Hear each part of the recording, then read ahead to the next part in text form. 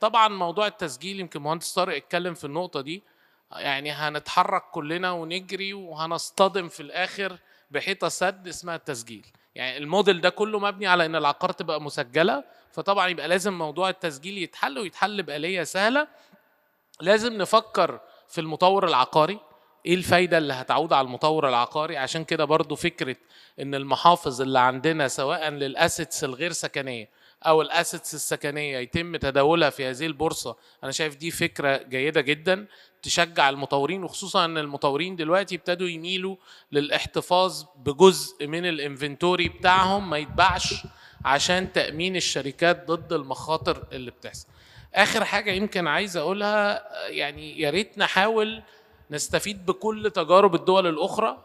في ظل